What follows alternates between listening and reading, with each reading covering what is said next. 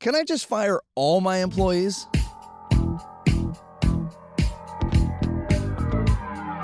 This is the perfect RIA, in case you didn't know. Bringing you all the strategies to help your business grow. Are you happy? Are you satisfied? Are you hanging on the edge of your seat? Sit back and listen in while you feel the beat, yeah. Another myth bites the dust. Welcome back, TPR Nation, to another amazing episode of The Perfect RIA. I am your co-host and co-founder, Micah, and with me, as usual, the legendary Matthew Jarvis. Matthew, how's it going? It's good, Micah. For those of you watching, thank you. The applause sound. It's the ocean behind us. We are recording, well, not live. It's live when we're recording it, in Homer, Alaska, on the Homer Spit, which is a kind of a fun place. We're out here as part of our owner's trip. And today, Micah, we want to talk more about staffing and employees and team members. That's, of course, our theme for the month. And, of course, for our Backstage Pass and Invictus members, of course, Colleen and Victoria are doing a special webinar this month to highlight how a high-performance team works from their side of the table. That's right. Which will be a lot of fun. Yeah, and that's really important, right? Because we got to see both dynamics of this. And we talk about the importance of masterminds for financial planning firms, Yes. right? The importance of us getting with our peer groups and working through things. Well, guess what? It's the same with team members, and having team members' ability to hear from other team members of what's going on. It's fantastic. You know, in the owner's trip, one of the things that is really great here is the wives get to talk to each other. Yes. And one of the wives says to the other one, "Oh, your husband does that too? This is normal?" Right? So, I mean, it helps in company loves misery, I guess. Or misery loves company, Misery loves right? company, yeah. But you need these other training opportunities for teams to learn from other people. So that webinar, I think, is going to be fantastic. They've done it last year. Got really good response on it. So, again, I'm really excited about it. Yeah, big shout out to Coach Andrea with Ironstone Consulting. We've always been a big fan of masterminds. Mike and I have been for advisors, but she really stressed to us the importance that every person on your team, every key person on your team, they also need a peer group, a mastermind. And so that's something we're developing more for our respective teams and also for everyone who's a Backstage Pass and Invictus member. You know, Jarvis, I kind of think some of the ways that this goes down the path is you get excited about a position, you hire somebody, you get in a honeymoon period, right, where, oh my gosh, this is great, they're going to solve all my problems, etc. And during that honeymoon period, you think they're so great, you don't train them, you don't educate them, you don't lead them. Then shortly after that honeymoon period ends, you think they're incompetent, you want to fire them, and now you're in this dilemma that says, well, it took me 6 months to get this position, now I can't fire this person, I can't get rid of this person, etc. And that's a lot of head trash that kind of builds up over time, and animosity potentially between that employee, when really we failed as a leader in one of two ways. We failed to select the right person for the position, or, which we're going to talk about that and how to judge candidates for a position. And the second thing that we potentially failed in is we failed to lead in that position, to set up with training, with expectations, with KPIs, with measurable results that the employees can live up to, and not subjective theories or changes, from my opinion, right, as the wind blows. Yes. When I come up with new ideas and new whims, right, and they don't have it done by the time I think about it, you know, that's not a fair way to judge them in performance of their job. So how do we set this up for success, Jarvis? Let's talk about it from the onboarding person. You've already selected a candidate. You're bringing a candidate on, right? What do you got to do to make sure that's a rock star hire? Yeah, and I want to take just one half step back and to your 2 points that it could be a bad team member that you selected or it's bad leadership. We always need to err first that it's bad leadership, right? Our Jocko kind of extreme ownership, good. All right, if there's something going on. And Micah, this goes back to having a peer group, Micah. Sometimes you and I will sort of vent back and forth like, oh, I can't believe that the team did this. And to which the response is always, oh, that's good, all caps good. What are you going to do to fix your mistake here? It's just an important thing to remember. Back to the onboarding. This is where we set clear expectations. We talked about this. Go back and listen to the episode where we talked about working with family, and we stressed having these criteria. This is where you need to stress things that are deal breakers. It's not just a threat, so to speak. It's also kind of a, hey, just so you know, these are the kind of things that will end your employment here. If you are dishonest, that will end your employment. If you are late, that will end your employment. If you cover up a mistake, that will end your employment. Here are things that will not end your employment. If you own a mistake, if you arrive on time, if you have integrity, we all make mistakes. Here's how we fix mistakes. And if you come to, the sooner you come to me, the easier it is. And Jarvis, the reason I like outlining that, and I like what I'd like to add to that, is why, right? Yes. It's not enough to spell out the rules. Well, if you're late, therefore you're fired, right? No. What's the why behind that? It is disrespectful. It shows a mismanagement of your time. It shows a disrespect for me to your other team members and to clients to be late. Yes. And that's not how we run our office, right? It's an integrity thing for me. And when you're late habitually, not a car accident, let's not be dramatic here, right? But when when you're late, it shows you lack integrity, and you don't get to work in our firm without integrity, right? So you got to draw these lines and conclusions. And the more time I've spent with the team outlining that, the more success I get, because now they can draw not being late to, oh, this potentially is an integrity issue over here. Maybe I shouldn't do that either, right? Versus if I just say don't be late, but then they leave early. Well, crap, I forgot to say don't leave early, right? Or get your job done, or these other things, right? I don't want to have an implication there. So I want to spell as much as I can, and I want to tie it to the why, because I want them to think about things. Yeah, a couple quick notes. I know we're talking about onboarding, but in the hiring, someone showing up late, someone showing up not early for your interview, that's an immediate cancel that person. A great interview question to ask is, like, for example, if you ask somebody, hey, do you have a chronic illness? That's going to get you a lawsuit. You're not allowed to ask that. If you ask, however, is there anything that would keep you from being on work on time every single day? And they say whatever they say, then you know, like, hey, you have no legal obligation to hire someone who can't show up on time. Right. If you say, I'm not going to hire this person because they have some personal issue enough, that's a legal issue. But saying, hey, is there anything that would keep you from being on time every single day? And if they say, well, sometimes I sleep in, or this other issue, oh, okay, good to know. Thank you. Yeah, my mom doesn't wake me up on time, right? Yeah, I mean, those things like that. I also like in the interview questions to ask them about evening obligations, right? About saying sometimes we'll do evening client events, we'll do evening seminars, we'll maybe do a team retreat on a weekend. Is there anything that would prohibit you from participating and joining in those events? Yes, that's a great one too. Micah, so as we talked about integrity, we talked about being on time. A good advisor friend of ours, he would always say, as soon as any team member thinks they're smarter than I am, it's time for them to go. Ooh. Can you give an example of that? Yeah. And so here's an example of it. And his logic is, it wasn't because he was this big egotistical jerk off. He was just saying, like, hey, listen, I'm the one taking all the risk. Yeah. I'm the one writing all the checks. I'm the one who's running this thing. It's my business. So an example would be if he says, hey, I think we're going to do it this way, and the team gives pushback on it, which pushback is great. We always welcome pushback. But then if he says, hey, it's going to be this way, and they kind of give him the eye roll or any kind of disrespect, like you don't know what you're talking about, okay, next. Yep. Absolutely, right. Those are absolute deal breakers. And I think this is an important thing in your onboarding process, and to stress throughout the creativity of your team, because we always want our team to give us pushback, because especially the more senior our team gets, we want them to give us pushback because they understand a little bit more on how these operations are in place. But we got to create a positive way for them to give me pushback. If they walk in and tell me, no, we're not doing this, boy, that's going to set me off. That's a trigger. That's a trigger word for Micah. He needs a safe space. Yeah. So that conversation's not going to go well, right? Now, okay, that's my limitation. I will own that, but I need my team to help in this way, right? So it says, yes, Micah, that's a possibility. Have we thought about this? Or is this an issue? Or I'm concerned about A, B, and C, right? There's a good time for those things to be brought up. So, but we got to empower our team with how to communicate those things. If we just assume a new hire is going to figure this out on their own, you're really creating a recipe for disaster. Something that Coach John Barron always talked about is that it's almost never the person, it's almost always the system. Right. And so if you have a team member that's not delivering the results that you want, our default reaction, this, by the way, is the same for your spouse or your children or anything. Our default reaction is, I make mistakes, but you're an idiot. And that's just how our brains are programmed. And so Coach John would always say, listen, if your team member's not creating the result that you want, something in the system needs to change. Unless you suspect that they're maliciously doing it, in which case they need to go, and we're going to talk about that in a minute. Right. Then you need to adjust the system. Easy examples of this just in my own life is I have a tendency to forget things at my house, like my laptop or other things. I'll just leave them there and I'll leave. But I never, ever forget my keys. Partly because I can't leave without my keys. I never forget my wallet or my cell phone. So what I do is if there's something I need to make sure I take to work, like my laptop, I'll either set it by the front door so I can't walk past it, right, or I'll put my keys in my laptop bag. Now that feels like kind of a silly, trivial thing, but let me tie this around. Colleen, she's been with me for 10 years. We have this great working relationship. She wouldn't ask prospects, the leads that called in, how much money they had, what their net worth was to see if they were fit. And I would chat with her and we would script it and da-da-da-da-da. And I started to get upset. And I'm thinking, why won't you just ask this question? And I finally again took a step back and said, great, Colleen, tell me about this. Like, where's this going aside? Like, really with curiosity. And she said, Jarvis, I gotta let you know, I'm not comfortable asking people how much money they have. And so when I get on the call, I get nervous and I forget, or it leaves my mind, or I just don't do it. Okay, so I have options here. I can say, well, that's a deal breaker. Yeah, that is an option. That's an option, right? And in some cases, that is the option. So I thought, all right, what's another option? All right, another option, what if we put the minimum on our website? Colleen, would you be comfortable asking them to go to the website and make sure they fit our minimum? She said, absolutely, I would. And she does that without fail. I hear her like, hey, have you been to our website to see what our minimums are? No, you haven't? Okay, well, please, I'll wait here. Please take a look. They go, oh, okay. Do you fit our minimums? Yes, I do. Or no, I don't.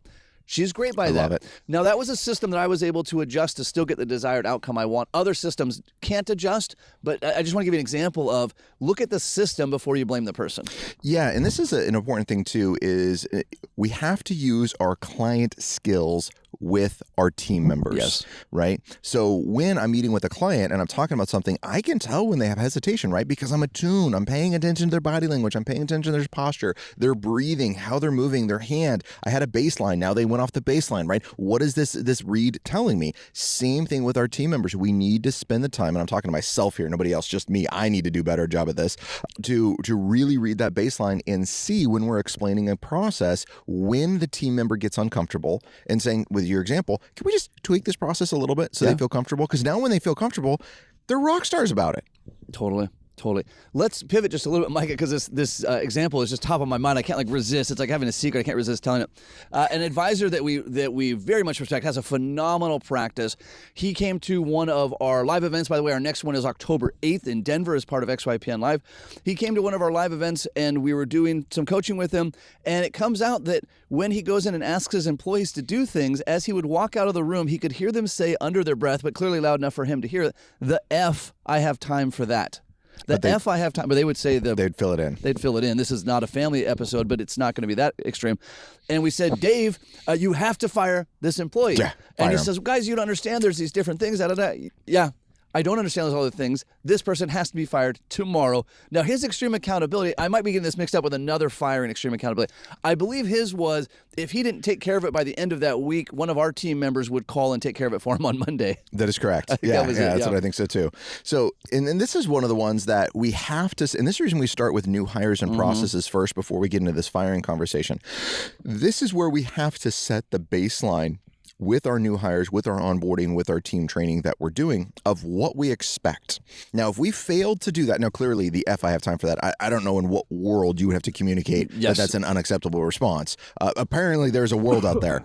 No stealing. There's no stealing here either. Yeah, I know, right? So there's some that you got to be here, but let's set them up for success. If you went to the pain of hiring for them and going through all of that, set up the time to do the training with them that's going to be needed, and then record the training. In our office, we had our leads when they onboarded the next employee. They recorded all the training. They had to do all of the training web-based, even though they were in person, because I wanted to record it. And now that's the onboarding process every new team member goes through. And we have 2.5 weeks of training system that they're going to go through to learn the different systems, etc. And we got that one piece at a time. So anytime you're doing training with a team member, you should stop. You should open up Google. You should open up Zoom. I don't care what it is. Hit the record button, record, and then save that in a training folder, right? And then when that question comes back up, or you have a new hire, now you can just give them that Zoom video. You can give them that drive. Is that going to answer all their questions? No, but it's going to answer a whole lot of those questions. So having a good training regimen is important.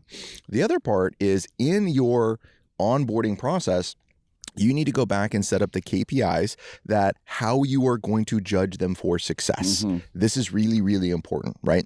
If they do these things, they're golden. Right? Easy example of this. In our office, we have processes we do. In any of our processes, we explicitly tell new people, it says, hey, you're going to jump in here and you're going to see something in our process. And you're like, this doesn't make any sense. This is redundant. This is stupid. I'm going to skip this step because I know what's going on and I'm going to go do something else. And I appreciate the fact that you're trying to make this more efficient. But here's what I know is you don't see the entire process. So you can make no suggestions or changes until 90 days, right? Now take all of your suggestions that you have. I want you to write them down, please. Right? Fantastic. I want you to write them all down, go through it. What do you want to do, etc. Then at the end of 90 days, we're going to have a debrief, and I would love to hear about your suggestions and how to make things more efficient. But I don't want to take a 2-hour employee that's looking at a Roth conversion process and saying, I don't understand why I got to put in the marginal tax rate. This is silly. It's on their tax return, right? I don't want to take those conversations. We want to wait until after 90 days to have them. The other thing I tell our new employees, or all of our employees, your get out of jail free card, right? If a mistake happens, is to follow the process. Yes. If you follow the process, and a process means it's documented, by the way. I was going to say documented. Yeah, let's make sure that's clear in there. Yeah. If it's documented in the way it's supposed to be documented, and you follow that process, regardless of the outcome, well, that's not your fault. We might have a training opportunity after this, but you're not going to be fired for this. Yeah. Hey, podcast listeners, this is Jamie Shalansky, and I'm here to tell you that your goals aren't good enough.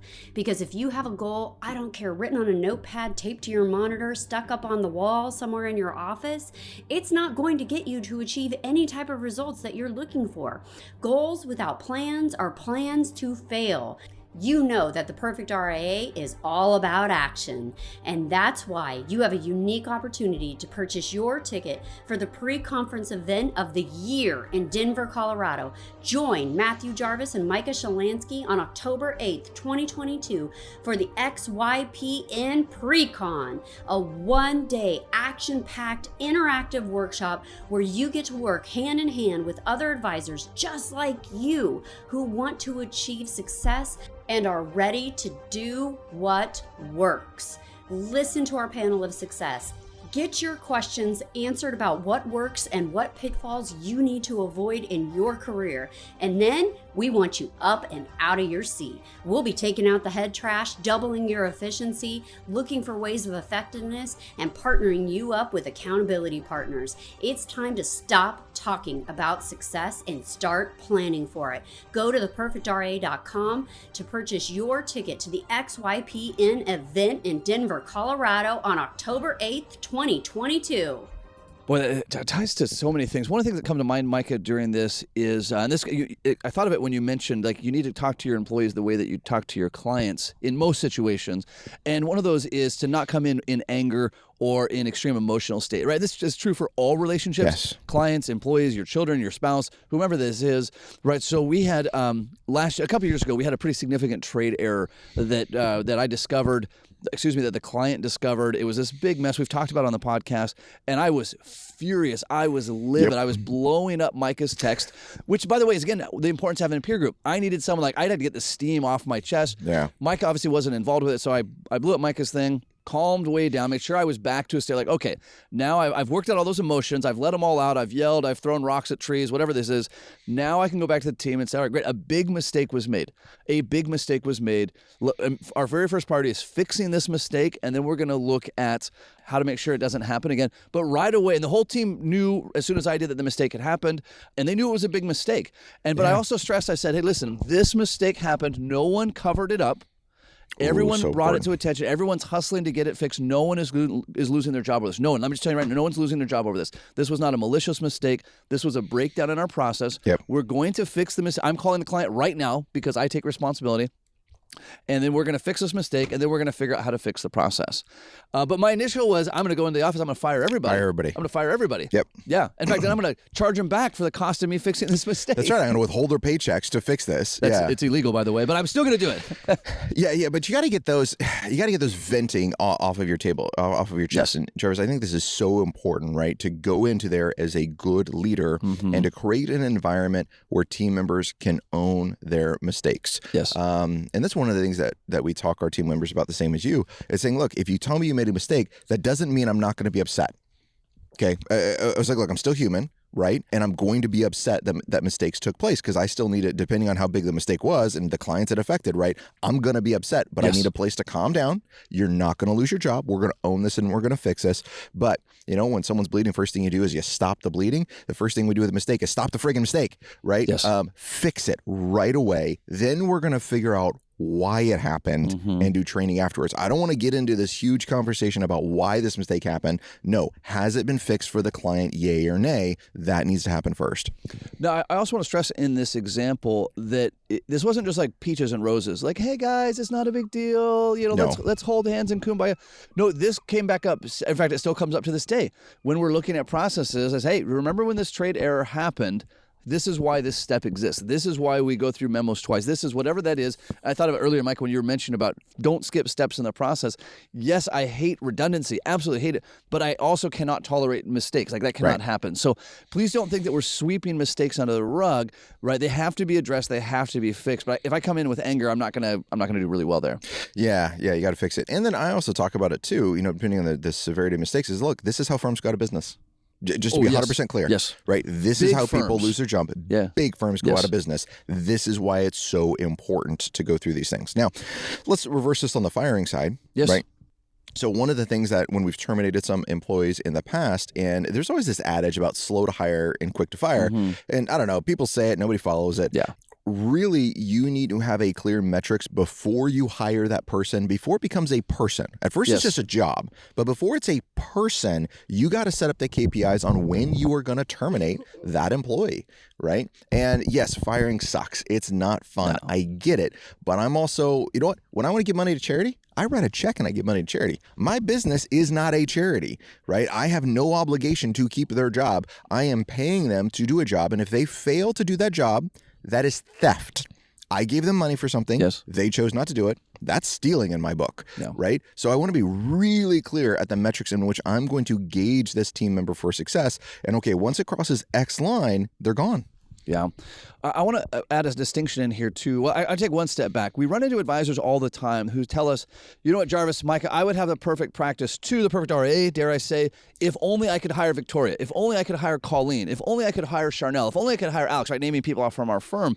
And so we get this idea of like, if I could hire this mystical employee with tons of industry experience, all these things, and if you have a source for finding those people, Please share it. please share it. Please share it. So, and the reason I mention that is you're not going to find very unlikely will you find the person with the perfect behavioral skill set and the perfect technical skill set, but we always want to solve for the behavioral stuff. So back to your thing, Micah, with firing employees, I will fire on behavior immediately.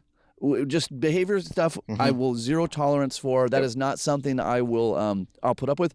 Technical skills, I have a lot of patience for that. Yeah. And I want to take real ownership, not like it's extreme ownership, real ownership. All right, what can I do to better train this person, right? We've respectively sent our teams to Ritz-Carlton training. We hire coaches for them. We even have a team member who hired her own coach. Yeah, that was really impressive. Yeah, which we then reimbursed. So I will provide technical skills all day long, long. Every single year, we have personal development budgets, behavioral skills. You come to work with attitude. If you're dishonest, if you're not doing your work, if you lie to me, those are all gone. Yeah, non-negotiable. If you're disrespectful to me, if you're disrespectful to clients, all gone. Yep, you're done. So these are things you, again, have these in writing, put these in your SOP, right? Your standard operating procedures, put them in your employee manuals, right? Whatever documentation you're going to have, and make this known and have your team members sign off on it. This is the code of conduct, right? You have these things and then you're terminable. Also send them to your attorney. Let's make sure those are valid, please. really important things there. Yeah, for sure. What about, all right, so let's talk about that. You fired an employee. Now what? Do you let them keep working for another 2 weeks? You bring them into the conference room, you have that uncomfortable conversation, and you say, great, we're going to give you, I don't want to give you a severance check, so I'm just going to pay you for the next 2 weeks while you find a job. Do you keep them around? Do you kick them out? Yeah, and let's add one more layer of complexity. Let's say it's somebody who's been with you a long time. We end up with this with advisors that are transforming their practice, right? They're implementing surge, they're implementing value adds, they're raising their fees to better match their new value, and they have legacy employees that have been with them a long time that are just no longer a good fit. So what if in that situation or someone new, whatever the case may be, Micah, my preference is today's your last day. And personally, I like to do here's obviously whatever pay we owe you, right? Because that's mid-cycle, and then here's 2 more weeks pay, and then I usually do another $1,000 of, and it's labeled as coaching or job placement help or whatever the case may be. I always err on the side of let me throw some money at this so it doesn't become a problem for me. Yeah. I'm not saying it's the best approach, but that's kind of mine. Yeah, and we're assuming good conduct, right? Yes. This is all good context stuff that went through. And I'm a big fan of that. If they're retiring, right, and they're making a different transition in life, this is going to be a different answer. Yes. And I could say, great, and maybe I want to hire the replacement first and have them train if they're game for that. But if I'm terminating somebody because they are not a fit in my new ideal practice or in my ideal practice, I don't want them training my new person. Yes. And this is a mistake I see advisors make all the time. Well, I'm going to hire somebody, I'm going to have them train them, but then it's going to be awkward, and then I'm going to do this. No, because then you're going to have the person who's crappy at their job that you want to fire telling them how to do the crappy things for the new job. Yes, it sucks, but get rid of that person, get a new person, you train them, or bring someone in here who should train them on the correct way to do things. Yes, and so ideally you're following a surge schedule, and this isn't something that has to be done yesterday, though if it has to be done yesterday, it has to be done. So you say, great, I'm going to do this outside of surge, I'm going to be prepared for this. Here's when the whole thing's going to go down. Another perk of doing surge meetings. Yeah, a huge perk of doing search meetings. The other thing that we have inside of here is one of the things, no, not just if we terminated a team member, which I really hope doesn't happen, yes, but let's say one has a medical emergency, they have a family leave, they have to get out of the office for whatever reason. Our team needs to know where they are at in things. Again, this is processes. If things are not in our CRM, they don't exist. That's our policy in the office. So if you think you did something and I pull up the notes and it's not in CRM, I don't care. It ends right there. It didn't happen, right? It's documented or it never happened. Now, the importance of this, though, is not just having the team follow the system. Now, let's say, God forbid, Victoria, something happens to her where, she's a death in the family and she needs to unplug for a while because it's life. It could happen. The other team needs to be able to know exactly where she is with her steps, her processes, etc., to pick that ball up to make sure the clients are taken care of. And this is, if you are a solo advisor and you have one team member, advisor, this falls on your shoulders to know where these team members are, to know where the process is, to check these, to make sure they're moving the ball along the correct way. Not that they have a steno pad on their desk with chicken scratch, and you don't know what these notes mean. We just did that recently in our office. We had each team member that had really critical tasks go through and just record a Loom video of them, just stream of consciousness. We had Linda then type it all up as a process. But to that end, there cannot be any employee I'm beholden to. Yes. So if I think, oh, well, Jane does this task, and if Jane quits, I don't know who's going to do it. Then Jane needs to be fired. I need to be able to step in and take care of any employee's task. Now, this doesn't mean I need to be able to do it as quickly as they can. Doesn't mean I need to know everything. But let's take, for example, we had my dad who does all our trading. We had him document that if dad decided abruptly to retire or, heaven forbid, had a death in the family and just one day couldn't come into work, I'm not an expert at that system, but I know how to get the experts on the line. Right. So I would we use Orion technology for that. I would call them and I'd say, hey, send somebody out to my office tomorrow and teach me how to do this. So again, I don't want to be beholden. You mentioned the death in the family example that happened to our good friend Benjamin Brandt. He was getting ready to do his fee increase the week before. There was a very significant death in a family of a team member. And then he had to figure out how to do fee paperwork himself. Perfect. Ben, by the way, the reason he stuck with it is he had extreme accountability from one of our live events. But you need to make sure that you know how to, not proficiently, but know how to step in and say, great, I can fire any person on my team and life will go on. Yeah, and that's a big redundancy thing more than anything else. Now, before you say, well, Matt and Mike, it's super easy for you guys to be able to do this because you have multiple team members, you have all this stuff set up, blah, blah, blah. Yeah, well, it wasn't always that way. And this will be maybe a cocktail story for another time, but there was a time where we had a quasi-mutiny and we fired the entire team. By entire team, I mean everybody. Everybody that didn't have the last name Shalansky was gone. And then it all fell on our shoulders to do everything in the office.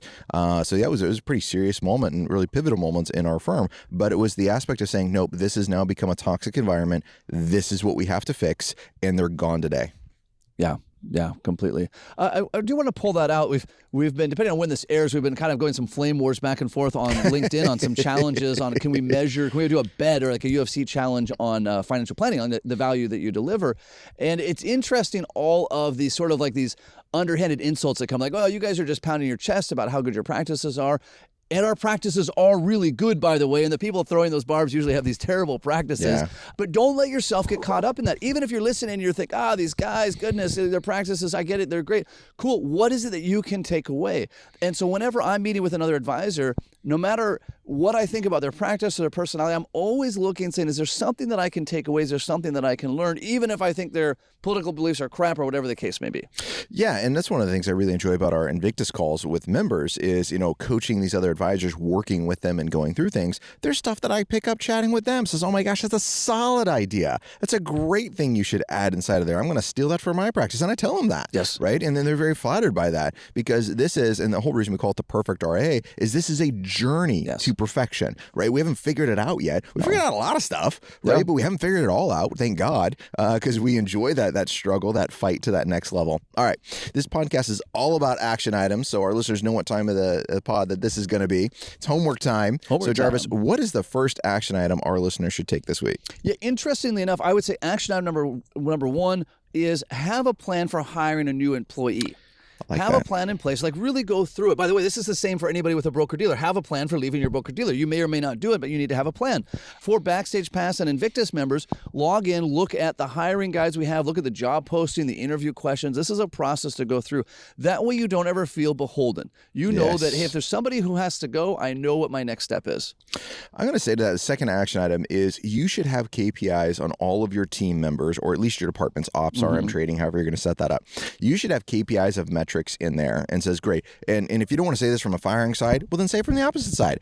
How do I know you're performing like a rock star? How do I know where I need to add training? How do I know where I need to give you more support to make your job better, right? And this needs to be objective as much as it can. Some of it's subjective, I get that, but a lot of it is objective as much as possible. But then we also got to have that other line there, whether you share it with your team or not, that says, hey, you cross this line and you're gone, right? These are things we're just not going to tolerate.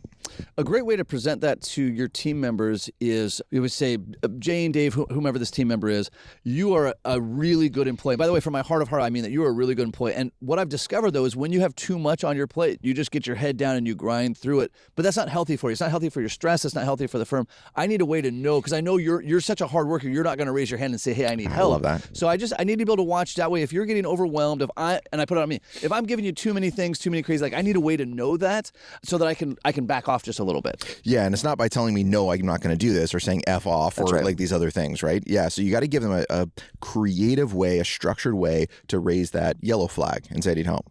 One other thing that I'm going to throw out there when you're creating these KPIs, a phenomenal way to do it with your team is when you're hiring your next person. That's a great one. Because when you're hiring your next person, you're not talking about firing any of the team members, right? You're saying, hey, we have a phenomenal culture in our team, and I truly believe this in my heart of hearts, right? Our team is fantastic, and we have a great culture. They like hanging out. We like doing things together. I enjoy going to the office and being with them as a team, and I do not want to bring anyone in who's going to jeopardize that culture. Again, back to having to fire everyone at once in the office, right? There was a whole culture thing that went down, and so I want to make sure I'm protecting that as much as possible. So in our hiring process, our third step is a team interview, and at the end of that team interview, the candidate goes off. We discuss the candidate. What do we like? What do we not like? It's always a culture question, and then we always follow up with the question that says, great, if this person onboarded, what would they do? Would be immediate, holy crap, this is the wrong decision, we should fire them, right? I love it.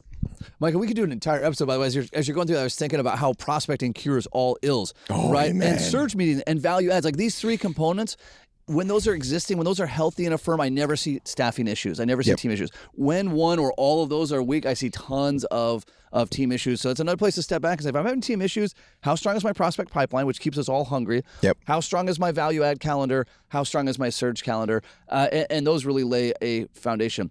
Final action item on my list, Micah, feel free to add another one, is, of course, October 8th, we're going to be in Denver at XYPN Live, which is going to be a lot of fun. If you enjoy the podcast, us live will blow your mind. It's like watching Penn and Teller on TV and then seeing them in person. Micah never talks when we present in person. Never. It's just so phenomenal for everybody. And I jump out of a fishbowl. Awesome. Well, guys, thanks so much for listening. This podcast is now growing to north of 1 million downloads. Wow. And we owe that as a giant thank you to you guys and our audience. And until next time, happy planning. Happy planning. Hold on before we go. Something that you need to know. This isn't tax, legal, or investment advice. That isn't our intent. Information designed to change lives. Financial planning can make you thrive. Start today, don't think twice. Be a better husband, father, mother, and wife. The perfect RIA, the perfect RIA.